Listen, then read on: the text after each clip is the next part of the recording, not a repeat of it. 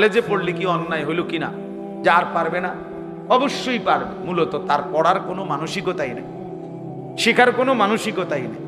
মানসিকতা যদি থাকে তো জেনারেল লাইনেরও ইংরেজি শিক্ষিত মানুষ অথবা একেবারে মূর্খ মানুষের পক্ষেও দোয়া কালাম শিখা সম্ভব।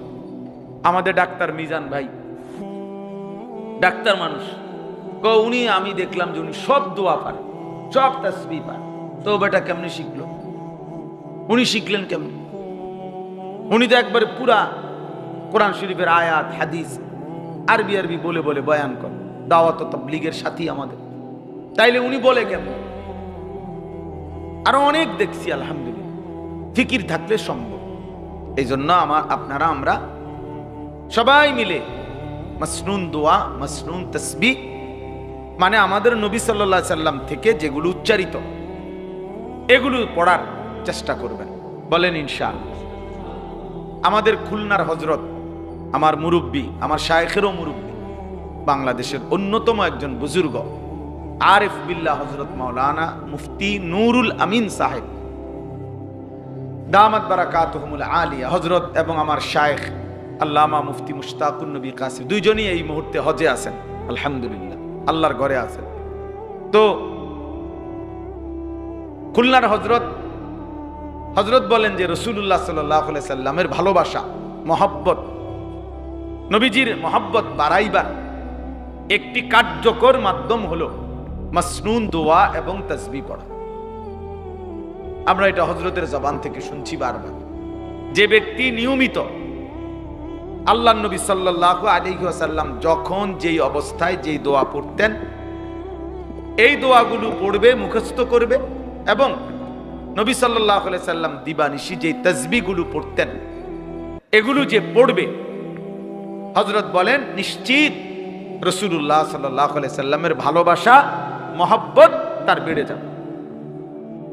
বেড়ে যাবে। নবী সাল্লাল্লাহু আলাইহি সাল্লামের ভালোবাসার দাবি এটা, মহব্বতের দাবি এটা। ভালোবাসার মানুষ যে কথাগুলো বলছেন, প্রিয়জন যে কথাগুলো বলছেন, সেই কথাগুলো শিখতে চেষ্টা করে। আমরা আল্লাহর নবী সাল্লাল্লাহু আলাইহি সাল্লামকে ভালোবাসি, অথচ 10টা দোয়া নবীজির পড়ানো, শেখানো বলতে পারি না। এটা আফসোস ছাড়া আর কিছু না। এটা এক ধরনের অবহেলা ছাড়া, এক ধরনের গাফলতি ছাড়া আর কিছুই হইতে পারে না। এই জন্য প্রিয় ভাই, মাদ্রাসা স্কুল নিয়ে কথা না, সাধারণ মানুষ আর আলেম এটা কোনো বক্তব্য না। মূল বিষয় হলো আপনি শিখবেন কিনা। আপনি যদি মনে করেন আমাকে শিখতেই হবে, আমাকে পারতেই হবে, আমার রাসূলের ভালোবাসার প্রমাণ দিতেই হবে, তাইলে সম্ভব। আল্লাহ তাআলা আমাদেরকে বুঝ দান করেন, তৌফিক দান করেন, আল্লাহ তাআলা আমাদেরকে কবুল করে নেন। আমি আপনাদের সামনে কোরআনুল কারীমের 6 নম্বর পারা, কোরআনুল কারীমের 5 নম্বর সূরাটার নাম সূরায়ে মায়েদা। এই সূরার 27, 28, 29 এই 3টি আয়াত তেলাওয়াত করেছি। ইনশাআল্লাহ এই 3টি আয়াতকে সামনে রেখে আমাদের সামনে গুরুত্বপূর্ণ যে ইবাদত কুরবানি, এই সম্পর্কিত সামান্য কিছু কথা এবং তার সাথে প্রাসঙ্গিক কিছু কথা আমরা আরজ করতে চাই। আল্লাহ তাআলা আমাদেরকে তৌফিক দান করেন। মহান আল্লাহ পাক রব্বুল আলামিন কোরআনুল কারীমের মধ্যে বহু জায়গায় হজ এবং কুরবানি সম্পর্কে আলোচনা করেছেন। তন্মধ্যে এটা একটা জায়গা। কোরআনুল কারীমের মধ্যে একটা পূর্ণাঙ্গ সূরা আছে, কোরআনুল কারীমের 22 নম্বর সূরা, 17 নম্বর পারা। এই সূরাটার নামই হচ্ছে সূরায়ে হজ। হজ্জের উপরে আল্লাহ তাআলা ওই সূরাতে ওদের খটর মটরের দিকে আপনারা চাইেন, আপনি আমার দিকে তাকান, ওইটা খটর মটর করবে, একটা হে করুন। তো কেউ মনোযোগী হইেন না ভাই, আমি এটা পছন্দ করি না। আমি ব্যক্তিগতভাবে এই সদবদ পছন্দ করি না। আমার কত হলো মনোযোগ দিয়ে শুনতে, আর নাইলে হেউ চলে যাক, আমার কোনো সমস্যা নেই, উঠে যাক। কারণ আমি তো কোনো ভোটে দাঁড়াইছি না যে আমার অনেক জনসমর্থন দরকার। ওই জনসমর্থন দিয়ে কেউ মুখে, আমার কোনো ইচ্ছাও নাই ভোটে দাঁড়ানো, না ভবিষ্যতের দরকার নেই আমার। ভবিষ্যতে আরো আলহামদুলিল্লাহ উপযুক্ত বহুত লোক আছে, উনারা ভোটে দাঁড়াক, সুবিধা কি? সব কাম আমি করতে হইব, এত জরুরি কি? তাইলে এই জন্য বললাম মনোযোগ দিলে ভালো, আল্লাহর কথা দিল দিয়ে শুনলে আমারও লাভ আপনারও লাভ। কোনো এক শব্দ কারো দিলে লাগে, কোনো এক কথা কারো দিলে লাগে, দিলে লাগে। আমি বলছি না, আমি একবার উমরার সফরে আল্লাহর ঘরের কাছে মক্কা শরীফ, তো এক লোক আমারে দৌড়ায় আইসা বাংলাদেশি জড়ায়া ধরছে, দৌড়া বলতেছে, হুজুর আমি আপনার এক কথার কারণে আমি আল্লাহর ঘরে আসছি এবছর। আমি কি কথা? আমি ওয়াজে শুনছি আপনি বলছেন যেই চোখ কাবার কালো গিলাফ দেখে নাই, মদিনার সবুজ গম্বুজ দেখে নাই, সেই চোখ যেন কিছুই দেখে নাই। সে চোখ আর দেখলো কি? আমি এটা আসলেও বলি, সবসময় বলি, আমার কাছে এটা খুব মনে হয়, বেটা তুমি কাবাই দেখলা না, বেটা তুমি দেখলাটা কি? তুমি মদিনাই দেখলা না, তুমি দেখলাটা কি? বইয়া বইয়া ডোলন আর গজল গাউন, হ্যাঁ বুঝেন না কথা? আর যাওয়া ভিন্ন বিষয়, ভিন্ন বিষয়। কোরআনুল কারীম আল্লাহ তাআলা স্পষ্ট আছে, আশ্চর্য আয়াত। খুদ আল্লাহ তাআলা বলছে সূরা হজ্জের মধ্যে আছে, আল্লাহকে যদি কেউ প্রশ্ন করে, মাওলা এই যে আপনার বান্দারা হজে যায়, ফায়দা কি, লাভ কি? নামাজ আপনি যার যার জায়গাত করাইতেছেন, রোজা যার যার জায়গাত থেকে পালন করলেই হয়ে যায়, যাকাত পৃথিবীর যে কোনো প্রান্তে যার যার এলাকার থেকে আদায় করলেই হয়ে যায়, জিকির, তেলাওয়াত, দান, সাদাকা।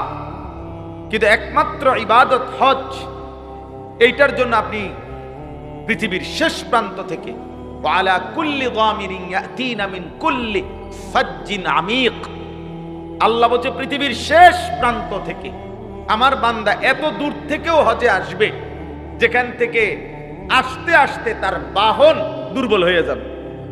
মানুষ না, মানুষ তো দুর্বল আগে হয়ে গেছে, বাহনও কি হয়ে গেছে, দুর্বল। আমি এই সময়ে ব্যাখ্যা করি আর কি, যে এত দূর থেকে আসবে যে মাঝখান দিয়ে ট্রানজিট নিয়ে ফুয়েল না নিলে, তেল না নিলে আরেকবার যাই খুঁজতে হবে না। মাঝখান দিয়ে কোনো দেশে কি করতে হবে, ট্রানজিট দিতেই হবে। এত লম্বা দূরত্ব থেকেও কি আসে, মক্কায় আসে, যে এক ফ্লাইটে কি সম্ভব না, সম্ভব না। তার মানে বাহন কি হয়ে গেছে, দুর্বল হয়ে গেছে, বাহনের তেল শেষ, থামতে হবে তাকে। এত দূর থেকে আল্লাহ তাআলা তার বান্দাদেরকে কেন টেনে আনলেন, কেন নিচ্ছেন? তো আল্লাহ তাআলাকে যদি কেউ জিজ্ঞেস করে যে রব্বুল আলামিন কেন আপনার বান্দাদেরকে আপনি এত দূর নিয়ে গেলেন, কেন এত হজ্জে আনলেন, কেন কাবার কাছে? তো আল্লাহ বলেন সবকিছু মুখে বলা যায় না, লিয়াশহাদু মানাফিআ লাহুম, ও নিজে আইসা দেখে যান। লিয়াশহাদু অর্থ এটা, পরে আসতে বলো, পরে আসতে বলো, ও আইসা দেখে যান, ও আইসা দেখে যান। লিয়াশহাদু, সে যেন দেখে যায়, সে যেন আইসা দেখে, মানাফিআ লাহুম, তাদের জন্য আমি আল্লাহ কি পরিমাণ উপকারিতা, কি পরিমাণ ফায়দা, কি পরিমাণ আমি রেখেছি, ও আসে দেখো। আসলে আমি বুঝাবো, আমার ঘরের চারদিকে ঘুরবে আর আমি তার কলিজাটাকে নূর দিয়ে চমকায় দেবো, আলোকিত করে দেবো। কাহা ये मेरी किस्मत के तवाफ तेरे घर का, मैं जागता हूँ या रब या ख्वाब देखता हूँ। कराची हजरत कुतुब आलम आरिफ बिल्लाह हजरत मौलाना শাহ হাকিম মোহাম্মদ আখতার রাহমাতুল্লাহ আলাইহি কথা বলতেন। তিনি যখন আল্লাহর ঘরের তাওয়াফ করতেন, তখন তিনি এই কথা বলতেন আর কাঁদতেন, বলতেন কাহা ইয়ে মেরি কিসমত, হায় আমার এই সৌভাগ্য কেমনে হইল, আয় মাওলা আপনি আমার এই সৌভাগ্য কেমনে দিলেন যে তাওয়াফ তেরে ঘর কা, আমি আপনার ঘরের তাওয়াফ করছি। मैं जागता हो या रब या ख्वाब देखता हो, আয় মাওলা আমি বুঝতেছি না আমি কি জেগে আছি নাকি স্বপ্ন দেখছি।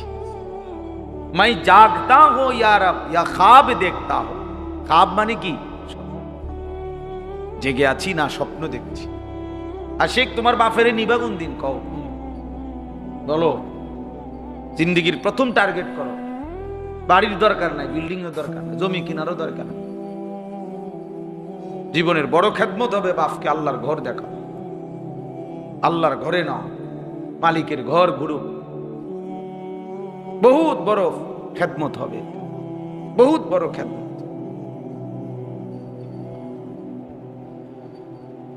আল্লাহ তৌফিক দান করেন।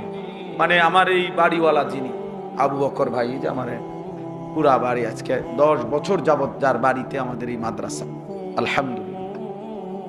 তো বলতেছিলাম যে লিয়াশহাদু মানাফিআ লাহুম, আল্লাহ বলছে ও নিজে আইসা দেখুক উপকার।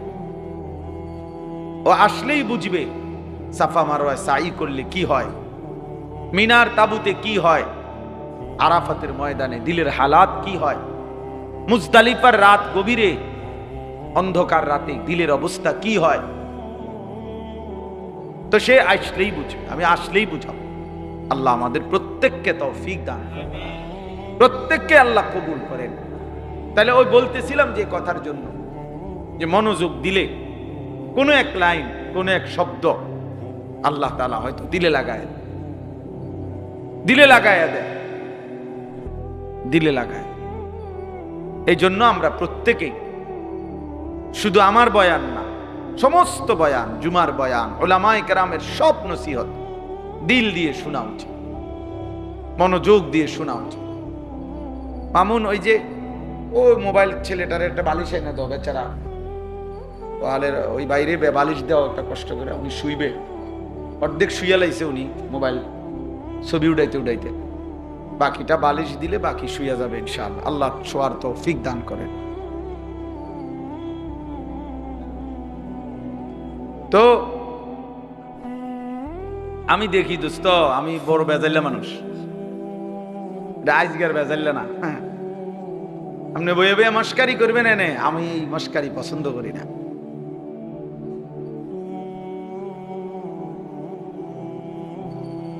চলেন, তো এই জন্য বললাম মনোযোগ দিলে ভালো। যাই হোক, তো কোরআনুল কারীমের মধ্যে আল্লাহ তাআলা সূরা হজ, ওই সূরার মধ্যে হজ্জের কথাও আছে, কুরবানির কথাও আছে। ওয়ায়াযকুরু ইসমাল্লাহি ফি আইয়ামিন মা'লুমাতিন আলা মা রাযাকাহুম মিন বাহিমাতিল আনআম ফাকুলু মিনহা ওয়া আত'ইমুল বাঈসাল ফাকির। আল্লাহ বলছে হজে আসলে কি হবে? 1 নম্বরে ও আইসাই উপকারিতা দেখবে, আর 2 নাম্বার নির্ধারিত 3 দিন 10, 11, 12 জিলহজ আমি আল্লাহর স্মরণ করে আমার নাম নিয়ে হালাল যেই চতুষ্পদ প্রাণী জবাই করবে, কুরবানি করবে, আর ওই সময় যে আমি আল্লাহর নাম নেবে, ওই জিকির করবে, আমার নাম নিবে, এ আমি আল্লাহ আমার নামের তৌফিক, আমার জিকির, আমার স্মরণ আমার বান্দার মাধ্যমে, কুরবানির মাধ্যমে জিন্দা করব। এই জন্য আমি আমার ঘরে আসতে বলেছি। এজন্য একটা কথা জরুরি, কোরআনে বারবার আল্লাহ বলছে, এটা ওই সূরাতে 2 বার আছে এই কথাটা। আল্লাহ বলছে কুরবানির মাধ্যমে মূল ফিকিরটা কি, টার্গেটটা কি? গরু তো প্রতিদিনই জবাই হয়, গরু জবাই হওয়া এটা পৃথিবীতে কোনো আশ্চর্য কিছু না। কথা বলেন, ছাগল জবাই হওয়া এটা কি কোনো আশ্চর্য কিছু? এখানে এটা ডেইলি হইতেছে। তাইলে কুরবানির দিন পশু জবাই করার মধ্যে আল্লাহ তাআলার মাকসাদ কি? আল্লাহ তাআলা বলে, বান্দা আমি বারবার বলতেছি মাকসাদ আমি আল্লাহর, ওয়ায়াযকুরু ইসমাল্লাহ, আমার জিকির, আমার স্মরণ, আমার জিকির জিন্দা করা, আমার জিকির বুলন্দ করা, আল্লাহু আকবারের ধ্বনিতে গোটা জমিনকে আলোড়িত করা। সব কণ্ঠ একবারে আমার নাম নিবে, উপস্থিত সবাই চিৎকার দিয়ে উঠবে। প্রাণীটা জবাই হবে তো সবাই চিল্লাইয়া বলবে আল্লাহু আকবার, আল্লাহই বড়, আল্লাহই বড়। আল্লাহ বলেন আমি আরশে আজিম থেকে তখন খুশি হয়ে যাব, খুশি হয়ে যাব। এটা আমার মাকসাদ। ওয়ায়াযকুরু ইসমাল্লাহ, আমার বান্দা আমার নাম নেবে, আমার নাম আমি শুনবো আমার বান্দার জবান থেকে। এইটাই মাকসাদ, এটাই মূল টার্গেট, এটাই মূল টার্গেট। এই জন্য কোরবানির মধ্যে ইবাদত এটা মূল টার্গেট, অর্থাৎ আল্লাহর স্মরণ, জিক্রুল্লাহ। জিক্রুল্লাহ আল্লাহ তাআলা নিজে বলছেন। এই জন্য কোরবানির মূল মাকসাদ হওয়া চাই আল্লাহর স্মরণ জিন্দা করা। আল্লাহ আমাদেরকে তৌফিক দান করেন। কোরবান এই শব্দটি দুইটা শব্দ, একটা হলো ঈদুল আযহা, যেটা আমরা ঈদুল আযহা বলি, আরেকটা হলো কোরবান। এটাও বলি, ওইটাও আমরা বলি যে ঈদুল আযহা। আযহা এই শব্দটা কোরবানির ক্ষেত্রে ব্যবহার হয়। আযহা, উদহিয়া, ইদহিয়া, দহিয়া, আদাহি, দহায়া, এই সবগুলো একসঙ্গে, কোনটা এক বচন, কোনটা বহু বচন। আযহা, উদহিয়া, ইদহিয়া, দহিয়া, আদাহি, দহায়া, সবগুলোর একসঙ্গে, এক বচন বহু বচন। এই সবটাকেই বলা হয় ঈদুল আযহা, ইয়াউমুল উদহিয়া। তাহলে এটা কি অর্থ? কি অর্থ হলো সহজ বুঝাগ্য, সহজ বুঝবেন। সকালবেলা সূর্য যখন উঠে, এই সূর্য উঠবার 15-20 মিনিট পরের টাইমকে ইশরাকের সময় কয়। স্বাভাবিকভাবে আমরা তখন কি পড়ি? ইশরাকের নামাজ পড়ি। এর একটু পরে আবার এই সময় ঘন্টা খানিক সূর্য শুধু উঠতেই থাকে, বাড়তে থাকে। 1 থেকে 1.5 ঘন্টার ব্যবধানে সূর্য যেদ্দুর বড় হওয়ার, যেদ্দুর আলো ছড়াইবার, এটা পূর্ণ ছড়ায় ফেলে। এরপরে একটা নির্ধারিত সময় পর্যন্ত ওই আলোটাই আলোকিত করে রাখে। এরপরে আবার একটা সময় আসলে সূর্য হেলতে শুরু করে। তো এই প্রথম যখন সূর্য ওঠে, তখন আলো বাড়তে বাড়তে বাড়তে 1-1.5 ঘন্টা ব্যবধানে যখন পূর্ণ আলোকিত হয়, সূর্যটা ছড়িয়ে পড়ে আলো, এই টাইমটাকে বলা হয় ওয়াক্তুদ দুহা, দোহার সময়, চাষতের সময়। যেটা আমগো বাপ চাচা, দাদারা, মা চাষিরা চাষতের নামাজ, নফল নামাজ পড়ে। আমার মারে আমি আজীবন দেখছি, মা নাস্তা খাইতেন না, কইতো মার কোনো শাস্তের নামাজ বাকি রয়েছে। তা আমরা ছোটবেলায় কইতাম কি শাস্তের নামাজ, কিতা আবার মনে করতাম আর কি শাস্তের নামাজ। তো মা এই শাস্তের নামাজ না পড়ে এই 7:30, 8টা এরকম টাইম, এইটা না পড়ে মা নাস্তা করতেন না। তাইলে এইটারে বলা হয় ওয়াক্তুদ দুহা, দোহার সময়। কোরআনুল কারীমের মধ্যে একটা সূরাই আছে এবং কোরআনে আল্লাহ তাআলা এই সময়ের কসম করছে, ওয়াদ-দুহা ওয়াল-লাইলি ইযা সাজা। এই যে ওয়াদ-দুহা, এই দুহা শব্দের অর্থ এটাই, সকালের সূর্য পূর্ণ আলোকিত হওয়ার সময়। তো সকালের সূর্য যখন পূর্ণ আলোকিত হয়, এই টাইমটাকে বলা হয় ওয়াক্তুদ দুহা। আর এইটাই হলো কোরবানির টাইম, কোরবানির প্রাণী জবাই করার সময়। এরই মধ্যে কোরবানির 2 রাকাত ঈদুল আজহার ওয়াজিব নামাজ কি হয়ে যায়? আদায় হয়ে যায়। হইয়াই এরপরে কি শুরু হয়? এই জন্য কোরবানির মাসনুন উত্তম সময়টাই হলো কি? ওয়াক্তুদ দুহা, এই সময়টা। এই জন্য এই আযহা, উদহিয়া, ইদহিয়া, দহিয়া, দহায়া, আদাহি, এই সবগুলোর দ্বারা এই সময়টাকে বোঝায়।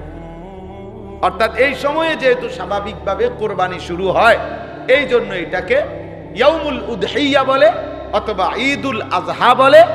এইটাকে এই জন্য বলা এই কোরবানির শুরুর টাইমটাকে। হাদিসের মধ্যে আছে, সাহাবায়ে কেরাম নবী সাল্লাল্লাহু আলাইহি ওয়াসাল্লামকে জিজ্ঞেস করছে, মা হাদিহিল আদাহি ইয়া রাসূলুল্লাহ, হে আল্লাহ রসুল আদাহি, এই যে বহু বছর এই উদহিয়াটা এটা কি? আমরা যে কোরবানি করি এই সময়টা, আল্লাহ নবী সাল্লাল্লাহু আলাইহি ওয়াসাল্লাম বললেন সুন্নাতু আবিকুম ইব্রাহিম, তোমাদের পিতা ইব্রাহিম আলাইহিস সালামের সুন্নাত। আমাদের পিতা কে? ইব্রাহিম আলাইহিস সালাম, তার সুন্নাত এটা, সুন্নাত এটা। তো আল্লাহ নবী সাল্লাল্লাহু আলাইহি সাল্লাম কে সাহাবীরা তাহলে এই শব্দটা ব্যবহার করছে আদাহি, আদাহি। হাদিসের মধ্যে যত কিতাব আছে, হাদিসের কিতাব, ওই কিতাবের মধ্যে কোরবানি সম্পর্কিত হাদিসগুলো যেখানে উল্লেখ করা হয় ওই কিতাবটাকে বলা হয় কিতাবুল উদহিয়া। তাইলে এই শব্দটা এখানে, আচ্ছা এটা বুঝলেন। আর হইল দ্বিতীয় শব্দ হইল কোরবান, যেটার আমরা সবাই বলি কোরবানির ঈদ, কোরবান। এ কোরবান এটাও আরবি শব্দ এবং এটাও হুবহু কোরআন শরীফে আছে, ওই যে এখানে আছে ইজ কাররাবা কোরবানান, এই যে কোরবান এই শব্দটি হাদিসে ব্যবহার হয়েছে। আবার আরো একটা সূরা আল ইমরানে খুব সম্ভব বিকুরবানিন তাকুলুহুন নার, এইখানে আছে কোরআন শরীফে কোরবান শব্দটি ব্যবহার আছে কোরআনে। কোরবান মানে কি? কুরব, বড় কাফ রা বা এলো মূল অক্ষর, অর্থ হইল কারো নৈকট্য অর্জন করা, কারো ঘনিষ্ঠ হওয়া, কারো কাছে যাওয়া। ওয়াসাবিকুন আস-সাবিকুন উলাইকাল মুকাররাবুন। এই আল্লাহ তাআলা বলেন হাসরের ময়দানে তিন ধরনের মানুষ হবে। এক ধরনের মানুষ হবে সাবিকুন, অগ্রবর্তী বাহিনী, যারা আল্লাহ তাআলার মুকাররাব, একদম ঘনিষ্ঠ। আর আরো দুই দল হবে আসহাবুল মাইমানা, যারা ডান পাশের বাহিনী। আরেক দল হবে আসহাবুল মাশআমা, বাম পাশের বাহিনী, বাম পাশের বাহিনী। এই বাম পাশের বাহিনী এরা জাহান্নামী, আর ডান পাশের বাহিনী এরাও জান্নাতি, এবং ওই মুকাররাবিন যারা সাবিকুন অগ্রবর্তী বাহিনী তারাও জান্নাতি। এরাও জান্নাতি, ডান পাশের বাহিনী, আর ওরাও জান্নাতি। তাহলে মুকাররাব কুরবান। তো বান্দা যখন কুরবানি করে, এই প্রাণী জবাই করে নির্ধারিত, তো এর মাধ্যমে একজন বান্দা মহান আল্লাহ পাক রব্বুল আলামিনের সীমাহীন অত্যন্ত ঘনিষ্ঠ করব নৈকট্য অর্জন করে। আচ্ছা, কেমন নৈকট্য, কেমন ঘনিষ্ঠতা হয় কোরবানির মাধ্যমে? এবারে হাদিস থেকে শুনেন, তাইলেই বুঝবেন। তাহলে কোরবান মানে কি? নৈকট্য অর্জন করা। কি বলেন? যারা জুরাইতেছেন না তারা বলেন নৈকট্য। যারা জুরাইতেছেন তারা আপনার পাশের ব্যক্তির মোবাইল নাম্বার রাখবেন। সুবিধা কি? সুবিধা হইল পরে ওনার থেকে জেনে নিবেন যে ভাই আপনি তো সজাগ ছিলেন, এখন আমি তো জুরাইছি, আমি এখন আপনার থেকে শুনতে চাইতেছি যে আমি যখন জুরাইতেছিলাম তখন হুজুর যা বলতেছিলেন কি সেই কথাগুলো। তখন ওই সজাগ মানুষটা আপনারে বিস্তারিত বলে দেবে। আল্লাহ পাক জুরানি এবং আজুরানি সবাইকে কবুল করে। না নারাজ হইয়া তো লাভ নাই, নারাজ হইয়া করবো কি? কোরআন শরীফ আছে ওয়াকুল্লাম ওয়াদাল্লাহুল হুসনা। আল্লাহ তাআলা বলছে যেই সমস্ত সাহাবীরা মুজাহিদ যুদ্ধ করছে, আর যারা কোনো কারণবশত যুদ্ধে অংশগ্রহণ করতে পারে নাই, কাঈদিন বসা ছিল, যাইতে পারে নাই, আল্লাহ বলছে যাও, ওরা কারণবশত যাইতে পারে নাই আর এরা যুদ্ধে গেছে, যাও, আমি উভয়ের জন্যই আমি আল্লাহ জান্নাতের ওয়াদা দিয়া দিলাম। ওয়াকুল্লাম ওয়াদাল্লাহুল হুসনা, ওর জন্য জান্নাতের ওয়াদা। যাই হোক, তাহলে দেখেন আল্লাহ তাআলা এই শব্দটি কোরআনে ব্যবহার করেছে। তাহলে আমি এই দুইটা শব্দের ব্যাখ্যা করলাম। এক নাম্বার হলো ঈদুল আজহা, আরেকটা হলো কুরবান, উভয়টাই। তাহলে কুরবানের দ্বারা নৈকট্য হাসিল করা। তাহলে বান্দা যখন প্রাণী জবাই করে এটার দ্বারা মূলত সে আল্লাহ তাআলার নৈকট্য অর্জন করে। কি করে বলেন? কেমন নৈকট্য? হাদিসের মধ্যে আছে, আল্লাহ নবী সাল্লাল্লাহু আলাইহি ওয়াসাল্লাম বলেন, মা আমিলা আদমিয়ুন মিন আমালি ইয়াউমিন নাহার আহাব্বা ইলাল্লাহ মিন ইহরাকিদ দাম।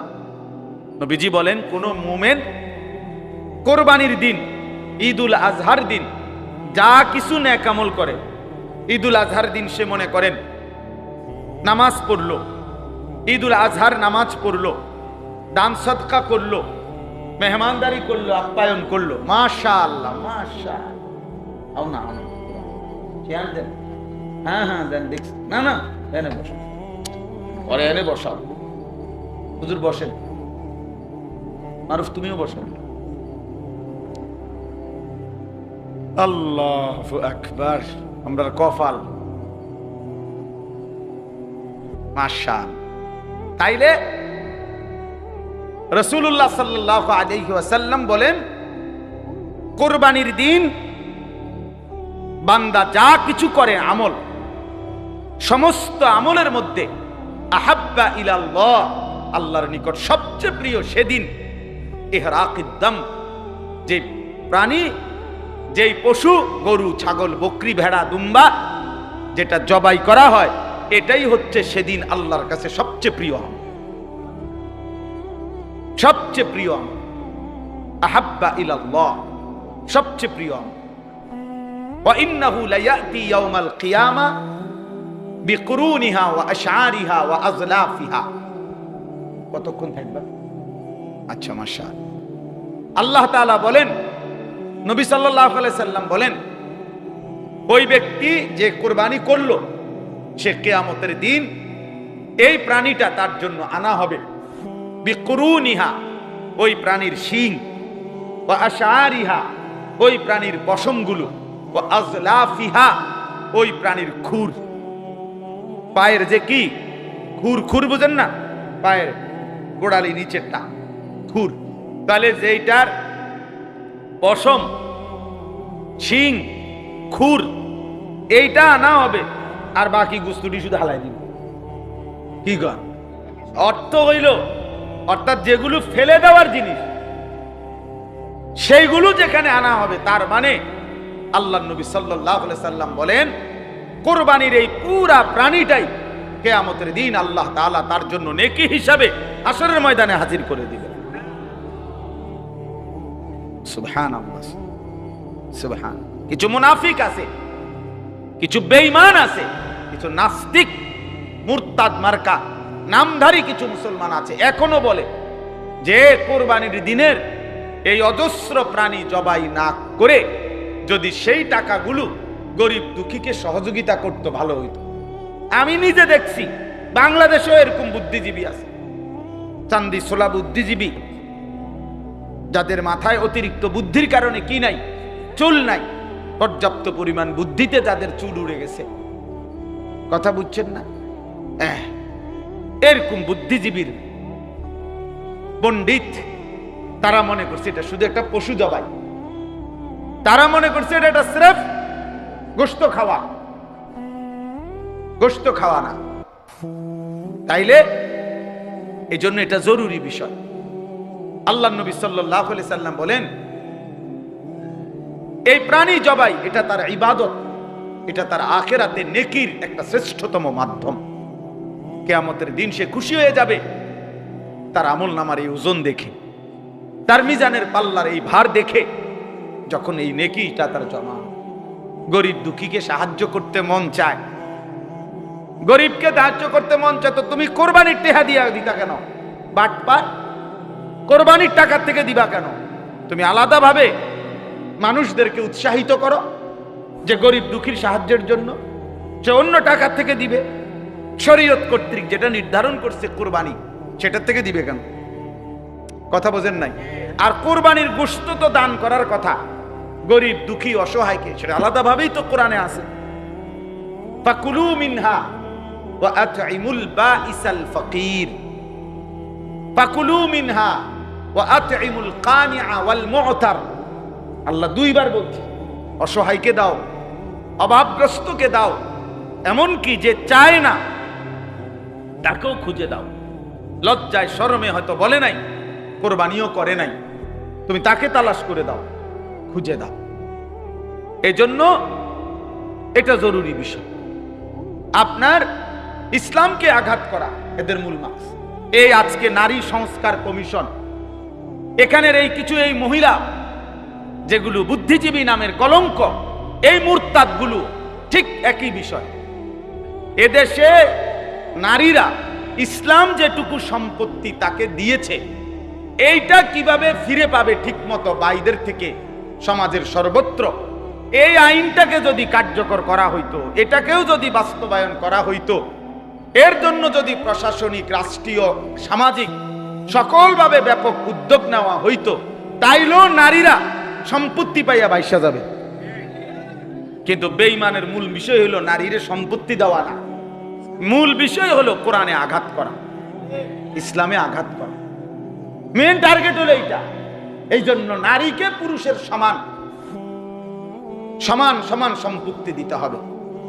হ্যাঁ হ্যাঁ, নারী পুরুষের আহ্বানে এটা, তাদের বক্তব্য এটা যে পারিবারিক পুরুষের যেই অধিকার, এটা ভেঙ্গে সমতা করো, সমতা ভেঙ্গে করো, সমতা সমান করে ফেলো। নাউযুবিল্লাহ।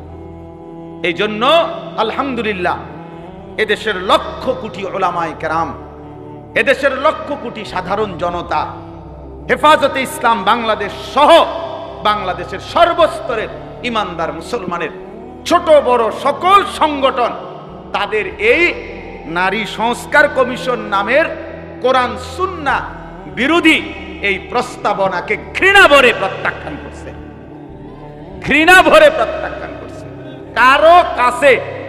কারো কাছে 2 পয়সার কোনো মূল্যায়ন পায় নাই। 2-4টা নাস্তিক মুরতাদ হয়তো বলতে পারে পক্ষে, বাকি সংখ্যাগরিষ্ঠ মুসলমান ইমানদার ধর্মপ্রাণ মানুষ, এমনকি ভিন্ন ধর্মের মানুষও, তারা তাদের এই বক্তব্যকে, তাদের এই প্রতিবেদনকে অনেকাংশই গ্রহণ করে নাই। আর এভাবেই আল্লাহ তাআলা কোরআনের দুশমনকে যুগে যুগে বেইজ্জতি করে, রাসূলুল্লাহর দুশমনকে বেইজ্জতি করে। যাই হোক, তাইলে আমরা এই কথাটা বলতে চাইলাম যে কোরবানির মাধ্যমে আল্লাহর নবী সাল্লাল্লাহু আলাইহি সাল্লাম বলেন, 1 নম্বরে ঈদুল আজহার দিন সর্বশ্রেষ্ঠ আমল হলো কি? প্রাণী জবাই করা। 2 নম্বরে নবীজি বলছেন এই প্রাণীটা খুর, পশম, এমনকি তার শিং সহ, মানে পুরাটা কোরবানির প্রাণী কিয়ামতের দিন তার নেকির জন্য মিজানের পাল্লায় উঠায় দেওয়া হবে। আর কি? এরপরে আছে তৃতীয় অংশ হাদিসে, এক হাদিসেই যথেষ্ট, আরো হাদিস আছে, এইটাই সারব বলার জন্য। তৃতীয় অংশ এই হাদিসের, ওয়া ইন্নাদ দামা লা ইয়াকাউ মিনাল্লাহি বিমাকানিন ক্বাবলা আন ইয়াকাল আরদ। সুবহানাল্লাহ। আল্লাহর নবী সাল্লাল্লাহু আলাইহি সাল্লাম বলেন, কোরবানির প্রাণীটাকে যখন শোয়ানো হয় জবাই করার জন্য, এই জবাই করার সময় জবাই করিলে রক্তের ফোঁটা যখন জমিনে পড়ে, আল্লাহ রাসূল সাল্লাল্লাহু আলাইহি ওয়াসাল্লাম বলেন, প্রথম ফোঁটা রক্ত জমিনে পড়বার আগেই 7 আসমানের ঊর্ধ্বে আল্লাহ পাকের আরশে এই কোরবানি পৌঁছে যায়। সুবহানাল্লাহ। এটা রীতিমতো ভাবার বিষয় যে আল্লাহর নৈকট্য কত দ্রুত হাসিল হয়। মানে আপনি হিসাব বুঝবেন আপনারা, যে কোরবানির প্রাণীকে যখন শোয়ানো হয়, গরু বা ছাগল, তো দেখবেন গলার থেকে যেখানে ছুরি লাগাবে, এখান থেকে মাটি, মানে এটার থেকে তার যে মাটিটা, এইটার ব্যবধান কি 2 হাত, কত 1 হাত, আধা হাত, তো 1 বিঘত ধরে, আচ্ছা ধরে নিলাম সর্বোচ্চ দূর 1 বিঘত হইতে পারে, একের বেশিতে বেশি, তাইলে এই 1 বিঘত 4 আঙ্গুলের ব্যবধান, তাহলে 1 বিঘত জায়গা ব্যবধান, এখানে জবাই করছে, এখানে মাটি, তাহলে এখান থেকে এখানে রক্ত পৌঁছতে কয় মিনিট লাগবে? কয় সেকেন্ড? 2 সেকেন্ড, 2 থেকে 3 সেকেন্ড। তাহলে 2 থেকে 3 সেকেন্ড রক্ত গলার থেকে জমিনের পৌঁছবার আগেই 3 সেকেন্ড আগেই, 2 সেকেন্ড আগে আরশে আজিমে পৌঁছে যায়। বাহ বাহ, মালিকের কতটা ঘনিষ্ঠ হয় বান্দা, আল্লাহ তাআলার কতটা নৈকট্য হাসিল করে, এদিক দিয়ে কত দূরে। হ্যাঁ, এখান থেকে প্রথম আসমান আজকে পর্যন্ত পৃথিবীতে বিজ্ঞানের সর্বাধুনিক প্রযুক্তির এই যুগেও আমেরিকার, পৃথিবীর সবচেয়ে বড় মহাকাশ গবেষণা সংস্থা হলো আমেরিকার নাসা। এই নাসার বিজ্ঞানীরা আজকের এই দিন পর্যন্ত প্রথম আসমান কোথায়, প্রথম আসমানের যে সীমানা ছাদ, শক্ত যেই ছাদ, এটা বের করতে পারেন, আজকের এই দিনও পারেন, এখনো খুঁজেই পায় নাই প্রথম আসমান। এরপরে তো বেটা দ্বিতীয় আসমান, তৃতীয় আসমান, তোর 14 গোষ্ঠী হায়াত শেষ হইল তো পারতেন। প্রথম আসমান কোথায় বিজ্ঞান জানে না, নাসার বিজ্ঞানীরা জানে না, প্রথম আসমানের সীমানাই খুঁজে পায় নাই। এই সৌরজগৎ সব প্রথম আসমানের নিচে, সমস্ত গ্রহ উপগ্রহ, গ্যালাক্সি, নক্ষত্র, যা কিছু বলে বিজ্ঞানের, এগুলো এক একটার বর্ণনা শুনলে যে এটা এত লক্ষ মাইল দূরে, এটা এত কোটি মাইল দূরে, এটা পৃথিবীতে আলো পৌঁছতে এত হাজার বছর লাগে, এগুলো তো এমনি তারা যে বলে বিজ্ঞানীরা, হ্যাঁ হিসাব, এটা এমনি মাথা গরম হয়ে যাওয়ার কথা। তাহলে এত হাজার বছরের হিসাব যা বলে সব কিছুই প্রথম আসমানের নিচে, সব কিছুই, সব প্রথম আসমানের নিচে। আল্লাহ তাআলা কুরআনুল কারীমের মধ্যে বলছেন, ইন্না যায়্যানাস সামাআদ দুনিয়া বিজিনাতিল কাওয়াকিব, আমি আল্লাহ প্রথম আসমানকে তারকারাজির সৌন্দর্য দিয়ে আমি আল্লাহ সাজিয়েছি। প্রথম আসমানের ডেকোরেশন, প্রথম আসমানের ডেকোরেশন করছি আমি আল্লাহ, সূর্য দিয়ে, চন্দ্র দিয়ে, কোটি কোটি তারকারাজি দিয়ে। এবার দ্বিতীয় আসমানের ডেকোরেশন কেমনে করছে মহান মালিকে জানে, তৃতীয় আসমানের সৌন্দর্য আল্লাহ কেমনে সাজাইছে মালিকে জানে। হায় চতুর্থ, পঞ্চম, ষষ্ঠ, সপ্তম আসমান কত সুন্দর সে আল্লাহই জানে। তো আরশ আজিম পর্যন্ত উপরে আল্লাহ তাআলাই কি সৌন্দর্য আল্লাহই জানেন, আল্লাহই জানেন। জান্নাত কতটা সুন্দর আল্লাহই জানে, সাজিয়েছেন। এই জন্য আজকে পর্যন্ত পৃথিবীর কোনো বিজ্ঞানী গবেষক জানেই না প্রথম আসমান কোথায়, প্রথম আসমানের সীমানাই জানে না। অথচ কোরবানির এই একটি প্রাণী মাত্র 20,000 টাকা, 30,000 টাকা, 40,000 টাকা, 50,000 টাকা খরচ করার বরকতে এক আল্লাহর বান্দা নিচের দিকে এক বিগত 2 সেকেন্ড আর 3 সেকেন্ড মাটিতে পৌঁছবার আগেই রক্ত অনেক দূরের সেই আরশ আজিমে আল্লাহর কাছে পৌঁছে যায়। একটা নির্দিষ্ট জায়গায় আল্লাহ তাআলা সেটা জমা করে দেয়।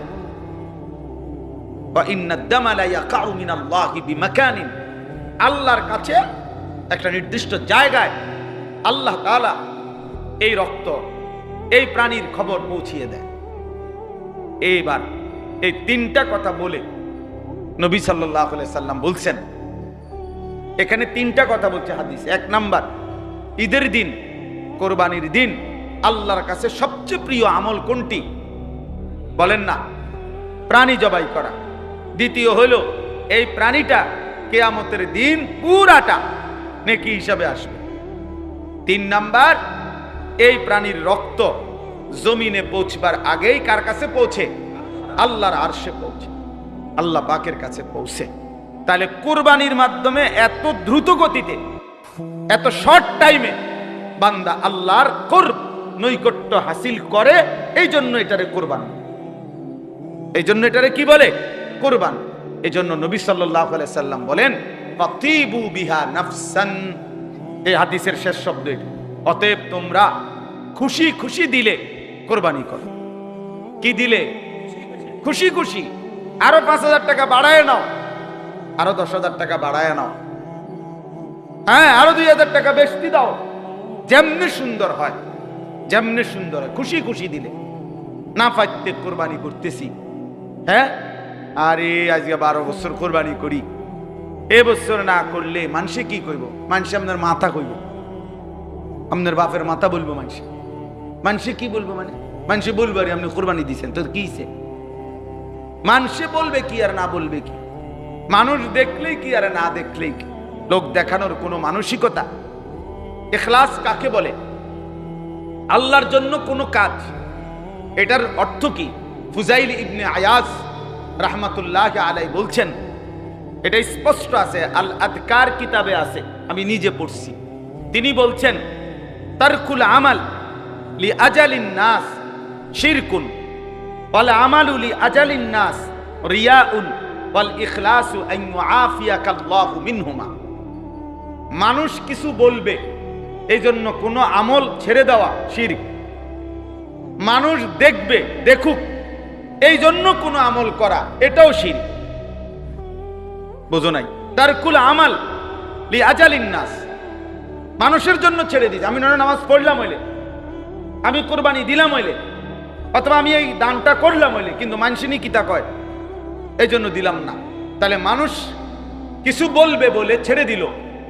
আবার মানুষ দেখুক, কিছু বলুক, কিছু বলুক, মানুষ এই জন্য আমলটা করা, এটাও রিয়া, এটাও শিরক। তাহলে ইখলাস কি? আল্লাহর জন্য হোক কি? তো তিনি বলেন, ওয়াল ইখলাসু আন ইউআফিয়াকাল্লাহু মিনহুমা, আল্লাহ তোমাকে উভয়টার থেকে রক্ষা করা, এটাই হলো ইখলাস। যে আমি মানুষকে দেখানোর জন্য করবো না, মানুষের জন্য ছাড়বো না। ছেড়েছিও তো আল্লাহর জন্য, করেছিও কার জন্য? ভালোবাসেছি আল্লাহর জন্য, বিরোধিতাও করেছি আল্লাহর জন্য। মান আহাব্বা লিল্লাহ ওয়া আবগাদা লিল্লাহ ওয়া আ'তা লিল্লাহ ওয়া মানা লিল্লাহ ফাকাদ ইসতাকমালাল ঈমান।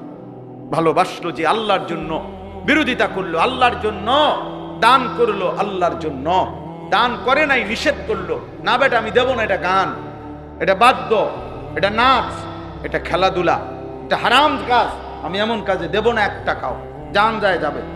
তো আল্লাহর জন্য নিষেধ করলো, আবার আল্লাহর জন্য দান করলো। আল্লাহ রাসূল সাল্লাল্লাহু আলাইহি সাল্লাম বলেন, তার ঈমান পূর্ণ হয়ে গেল।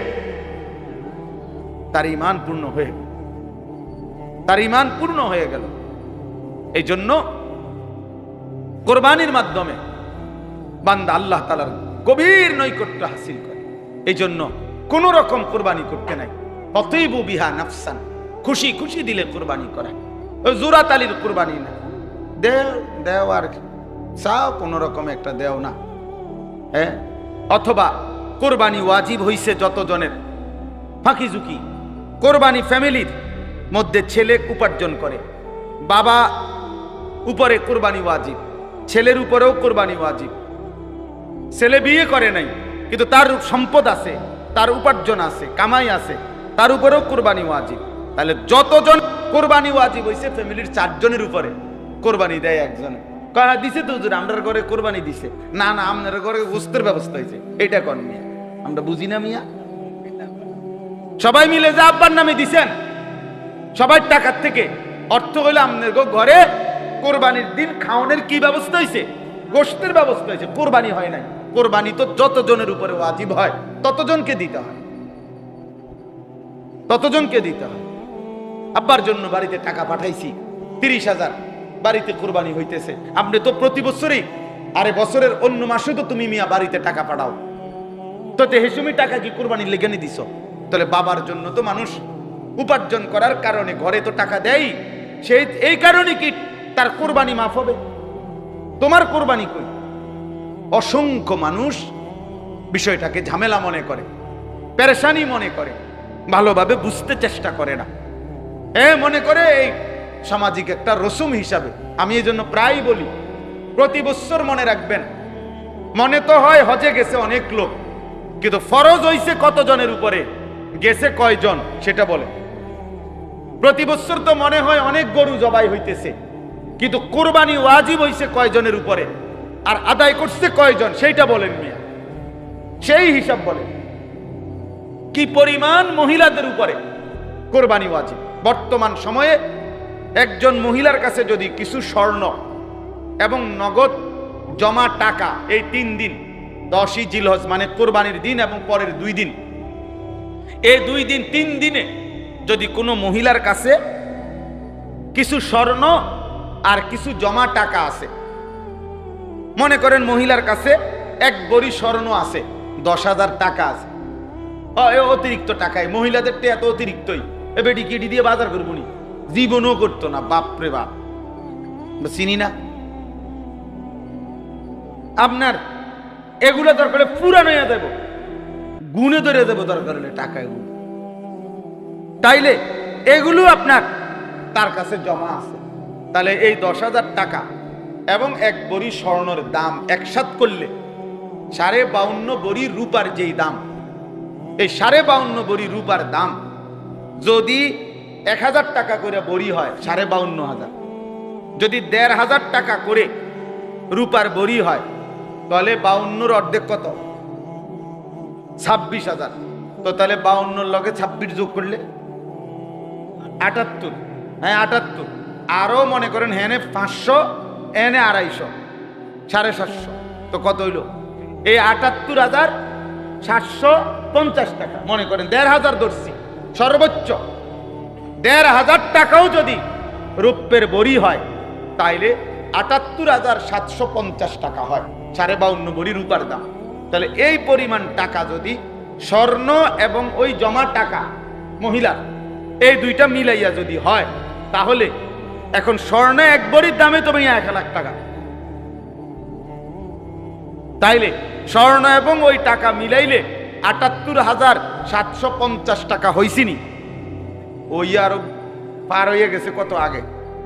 তাইলে এই মহিলার উপরে কোরবানি ওয়াজিব কিনা? নিঃসন্দেহে কোরবানি ওয়াজিব, নিঃসন্দেহে কোরবানি। আমি আজকে সকালবেলা মহিলাদের মজলিসে এটা বলছি। আপনাদের অসংখ্য আগে আমরা মা চাষিদের আমলে মহিলাদের কাছে টোটালি টাকা থাকতো না, বেশিতে বেশি 20-50 টাকা, 100-200 টাকা।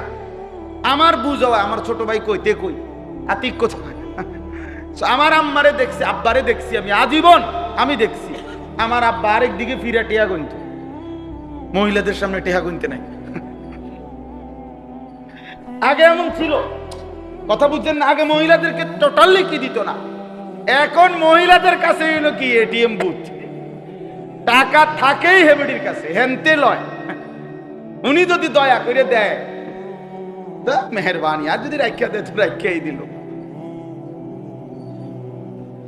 কিছুদিন আগে আমার এক ভদ্রলোক বলছে, হুজুর আমার নিয়ত ছিল আপনার মাদ্রাসায় জমিতে লাখখানিক টাকা দিব, আমার বিবির অ্যাকাউন্টে সমস্ত টাকা, ও কোনোভাবেই টাকা দিচ্ছে না।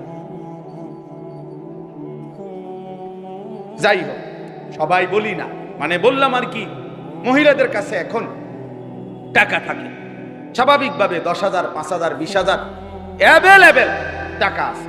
তাহলে এই স্বর্ণ এবং টাকা দুইটা মিলাইলে মহিলার উপরে কোরবানি ওয়াজিব। তাহলে মহিলাদের কোরবানি কয়জনে দিল বলেন?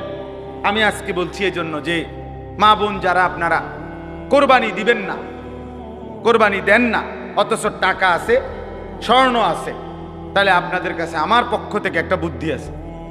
কোরবানি না দিয়া বাঁচার সহজ বুদ্ধি আমি বলে দিছি সকালবেলা। মহিলাদের বুদ্ধি হইল একদম সহজ বুদ্ধি।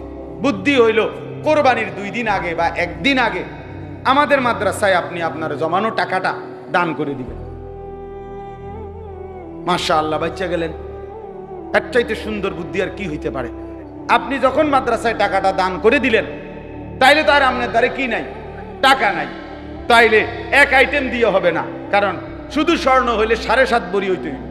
তাইলে যেহেতু 7.5 ভরিও স্বর্ণ নাই, আর আলগা যে কয় টাকা জমানো ছিল এগুলো মাদ্রাসায় দিয়ে দিলে, দান করে দিলে, তাইলে আপনি কোরবানির থেকে বাইচা গেলেন, টাকাগুলো হারাইলেন। আর যদি টাকার প্রতি মায়া থাকে তো কোরবানি দিবেন। আল্লাহ আমাদেরকে তৌফিক দান করেন। পুরুষদের মধ্যে ছেলেটা এখনো মনে করেন বিয়ে করে নাই, কয় হেতে তো বিয়ে করে না, এদের কি কোরবানি? বিয়ের লোকে কোরবানির কি কথা বলেন না কেন? বিবাহের সাথে কোরবানির কি? তা তোমার বিয়ে তুমি করছো না, এটা তোমার দোষ, তুমি বিয়ে না করবা, এখনো সময় আছে। আগামী মাসের 6-7 তারিখের দিকে কোরবানি, তুমি বিয়ে করে লাও এখনই। তোমার বিয়ে করতে মানা করে কে? কথা বলেন না? তাহলে এটা কি কোনো কথা হইলো যে তে তো বিয়েই করে নাই, তার আবার কিসের কোরবানি? হ্যাঁ, বুঝতেই চায় না মানুষ। অথচ সব বালেগ আকেল মুকিম, তার সামর্থ্য যারা আছে, উপার্জন করে, বিদেশে হোক, দেশে হোক, শহরে হোক, তার উপরে কোরবানি ওয়াজিব, তার উপরে কোরবানি ওয়াজিব। আল্লাহ নবী সাল্লাল্লাহু আলাইহি ওয়াসাল্লাম বলছেন, ওয়াজিব হওয়ার পরেও যে কোরবানি আদায় করলো না, খোদার কসম নবী বলছে, মান ওয়াজাদা সাআতান লিআন ইউদাহিয়া, ফালাম ইউদাহি, কোরবানি করে নাই অথচ সামর্থ্য ছিল, ফালা ইয়াকরাবান্না মুসাল্লানা, সে যেন আমাদের নামাজে না আসে, সে যেন ঈদগাহে না আসে, সে যেন মসজিদে না আসে। আল্লাহ রাসূল বলছে নাফরমান তুই মসজিদে আসবি না, যা ঘুম যা, তুই গোশত রান্দা হইলে তোর মা তোরে খাওয়াইবে, তুই ঘুমা,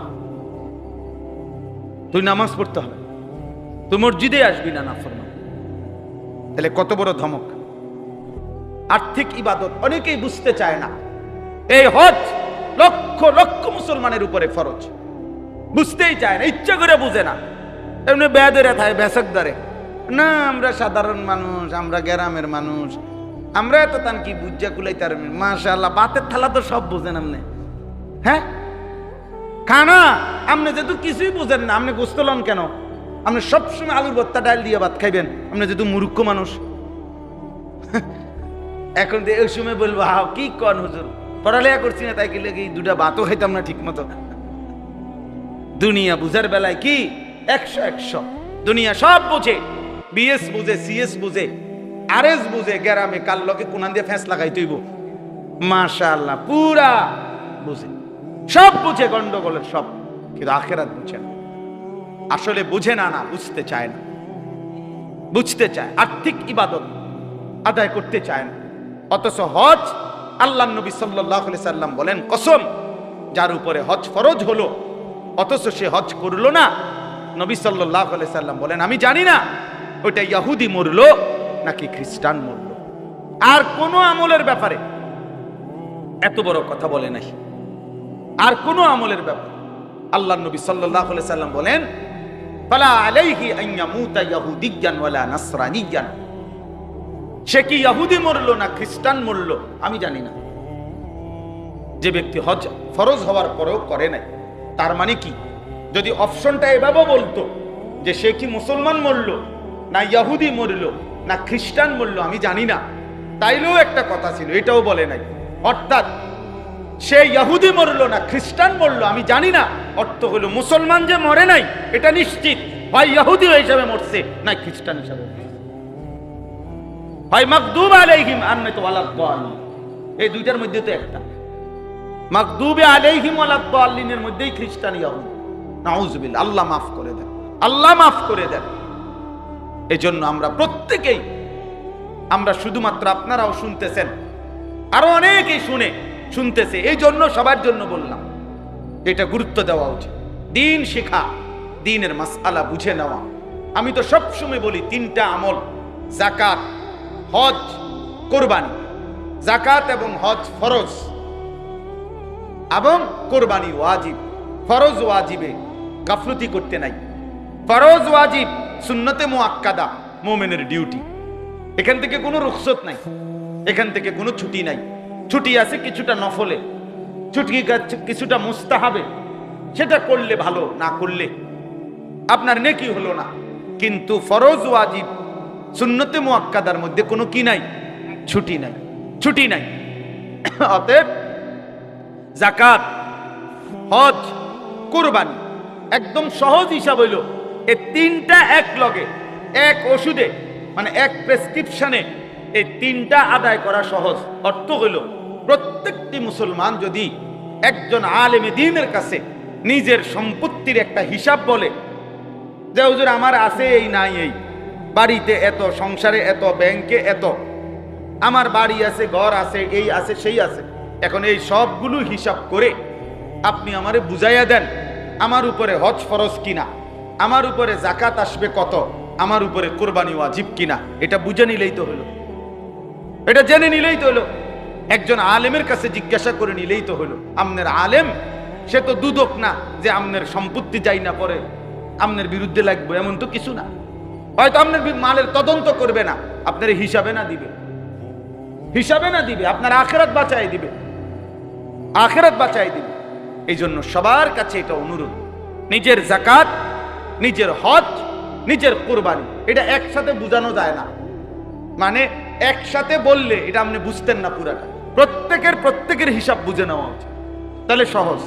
যার সুবিধা মতো একজন আলেম থেকে যদি বুঝে নেয় একদম সহজ বিষয়টা, একদম সব, এটা উচিত, গুরুত্ব দেওয়া উচিত। আল্লাহ নবী সাল্লাল্লাহু আলাইহি সাল্লাম বলছেন যে যাকাত আদায় করে নাই, কিয়ামতের দিন দুই মুখওয়ালা টাক মাথা বিশিষ্ট অত্যন্ত বিষধর সাপ ওই সম্পদটাকে সাপ বানিয়ে তার শরীরে পেঁচানো হবে। খোদার কসম, নবীজি বলছে ওই দুই মুখ সাপ তখন তার দুই গালে ঠোকরাইতে থাকবে আর বলবে, আনা মালুকা আনা কানসুকা, নাফরমান, আমি তোর সেই মাল, আমি তোর সেই সঞ্চিত সম্পদ যেগুলো যাকাত দাও নাই। আজ তার মজা ভোগ করো। ইয়াউমা ইউহমা আলাইহা ফি নারি জাহান্নাম ফাতুকওয়া বিহা জিবাহুহুম ওয়া জুনুবুহুম ওয়া যুহুরুহুম। আল্লাহ বলছে সম্পত্তিগুলোকে আগুনের মধ্যে পোড়াইয়া গোলাকার বানাইয়ে ফুটবলের মতো বানাইয়া তার কপালে, কোমরে, পিঠে হাসরের ময়দানে দাগ লাগানো হবে। আল্লাহ মাফ করে দেন। অতএব আমার ভাই, আমার বন্ধু, এক মজলিসে সব বলা কঠিন, কষ্টকর, এরপরও আমরা বলার চেষ্টা করলাম দ্বীনকে খামখেয়ালি মনে না করা, আল্লাহকে খামখেয়ালি মনে না করা, আখিরাতকে মামুলি মনে না করা। আমার শায়েখ আল্লামা মুফতি মুশতাকুন নবী সাহেব সব সময় চিল্লায় চিল্লায় বলে যে ভাইয়া, আখিরাতকে মামুর বাড়ি শ্বশুর বাড়ি মনে করো না, হাসরের মাঠ মামুর বাড়ি না, শ্বশুর বাড়ি না, খামখেয়ালি না, হাসরের মাঠ লম্বা সফর, লম্বা সফর, লম্বা সফর, লম্বা সফর। একদিন হাসরের মাঠের 50,000 বছর, 50,000 সানা। কবর বড় লম্বা সময়। আবু জাহেল মনে করেন, আবু লাহাব মনে করেন মাটির উপরে ছিল 60-70 বছর, মাটির নিচে কবরে পড়ে আছে আজকে 1450 বছরের চাইতে বেশি। তাহলে আমাদের এই হিসাবেই তো আমরা চোখে দেখতেছি। নূহ আলাইহিস সালামের জাতি মাটির উপরে ছিল কতদিন, মাটির নিচে আছে কতদিন বলে? নবীজির জামানার সেই মানুষগুলো আজকে কবরে আছে কতদিন, মাটিতে ছিল কতদিন? পৃথিবীর অহংকারীরা, নমরুদ বলেন, ফেরাউন বলেন, কতদিন মাটিতে ছিল? মাটির উপরে ছিল অল্প সময়, মাটির নিচে পড়ে আছে আজ হাজারো বছর, হাজারো বছর। আখিরাতকে মামুলি মনে করতে নাই, মামুলি মনে করতে নাই। এই জন্য প্রত্যেকের এটা খেয়াল করা উচিত। প্রত্যেকেই কোরবানির বিষয়ে, হজ্জের বিষয়ে গুরুত্ব দেওয়া উচিত। এটা একটা মহব্বতের ব্যাপার। মহব্বতের হজ, ভালোবাসার সফর, মহব্বতের সফর। এক বান্দার ভালোবাসার চূড়ান্ত যখন হয়, কোন বান্দা যখন ঈমান আনে তো আল্লাহর ভালোবাসা তার কলিজায় তৈরি হয়। এরপরে যখন নামাজ পড়ে ভালোবাসা বাড়তে থাকে, যাকাত দেয় ভালোবাসা বাড়তে থাকে, রোজা রাখে ভালোবাসা বাড়তে থাকে। কিতাবে আমরা নিজে পড়ছি যে বুজুর্গানে দ্বীন বলে, বান্দার ভালোবাসা যখন অস্থির হয়ে যায়, বেচাইন হয়ে যায়, বান্দা যখন আল্লাহর ভালোবাসায় সবচেয়ে বেশি বেড়ে যায় তো সে আল্লাহর ঘরে ছুটে যায়। আল্লাহর ঘরে ছুটে গিয়ে মালিকের ঘরের চারদিকে ঘুরতে থাকে। একবার কাবার চারদিকে ঘোরে, একবার সাফা মারওয়ায় ঘোরে, একবার মিনায় ঘোরে, একবার আরাফাতে হাঁটে, একবার মুজদালিফায় হাঁটে। কিরে ভাই এমন করো কেন? একবার এখানে একবার ওইখানে, এত জায়গায় ঘোরাঘুরি করছো কেন? তো আশেক বলে, আমি আমার মাওলাকেই তালাশ করছি। হজ আশেকানা সফর, আশেকানা সফর, মহব্বতের সফর। প্রিয়জনের সবচেয়ে ভালোবাসা যখন কারো বাড়ে তো সে মালিকের ঘরে ছুটে যায়। বুজুর্গানে দিন তো উদাহরণ দিছে যে কায়েস লায়লার বাড়ির চারদিকে ঘুরতো। মানুষ জিজ্ঞাসা করলে বলতো, ঘোরো কেন? বলছে এই জন্য ঘুরি যে আমার এই বাড়ির ভিতরেই আমার মা শুকা লায়লা আছে, এজন্য বাড়ির চারদিকে ঘুরি। তো বান্দা যেন বলে, এই ঘরের চারদিকে কেন ঘুরি? এটা নাকি আমার মালিকের ঘর, এটা নাকি আমার আল্লাহর ঘর, এজন্য ঘরের চারদিকে ঘুরছি, যদি আমার মালিককে পেয়ে যায়। তো এমন আশিককে তো আল্লাহ তাআলা তার ভালোবাসা দেবেনি, ভালোবাসা দেবেনি। এই জন্য নবী সাল্লাল্লাহু আলাইহি সাল্লাম বলছেন, রাজাকা ইয়াউমিন ওয়ালাদাতহু উম্মু, হজ করলো সে যেন মায়ের পেটের সদ্যজাত সন্তানের মতো নিষ্পাপ হয়ে বের হলো। আল্লাহ আমাদেরকে তৌফিক দান করেন, আমরা যেন হজ কোরবানি আদায় করতে পারি। এটা বহুতই বড় মুহাব্বতের ইবাদত। আমার শায়েখ আল্লামা মুফতি মুশতাকুন নবী সাহেব হুজুরকে আমি একবার জিজ্ঞাসা করছিলাম যে আপনি মোট এই পর্যন্ত কতবার হজ উমরা করছেন?